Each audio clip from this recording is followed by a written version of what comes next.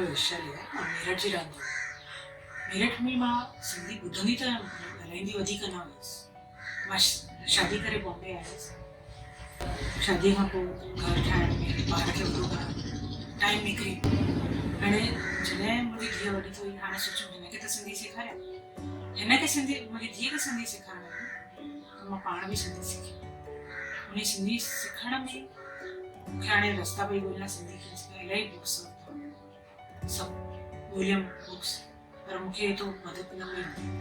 मूंखे कंहिं पोइ आशा चांद जे ऐप जे बारे में मूंखे कंहिं ॿुधायो, मां उहो ऐप डाउनलोड कयो। मूंखे एतिरो ईज़ी थी वियो। ऐं मां उन्हीअ जे थ्रू एॾी सुठी सिंधी सिखी सघी आहियां कि मां बुक्स पढ़ी वठंदी आहियां, शाह जो रिसालो ताईं मां पढ़ी सघां थी। तव्हां चवंदा छो हिन उमिरि में सिंधी छो सिखणी? चवंदा आहिनि न, माण्हू पंहिंजे जीवन में मोटो।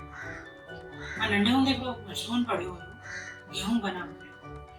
गेहूं बनाम गुलाब, गेहूं जो मतिलबु तव्हांजी दुनिया जी ज़रूरत छा आहे, उहो हुनखे रिप्रेज़ेंट करे। गुलाब तव्हांजी इंटरनल सेटिस्फेक्शन खे रिप्रेज़ेंट करे। पंहिंजी भाषा, पंहिंजो कल्चर सिखणु, पंहिंजी आत्मा, उहो गुलाब आहे।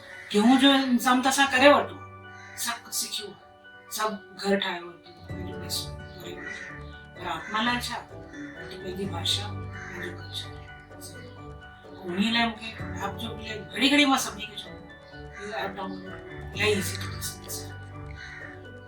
इहो ॾाढो हेल्प थो करे तव्हांखे सिंधी ॻाल्हाइण में, सिंधी सिखण में, सिंधी लिखण में, सिंधी पढ़ण में। मां इलाही ख़ुशि आहियां कि मां सिंधी पंहिंजे कल्चर खे सम्झी सघां थी, पंहिंजी लैंग्वेज खे।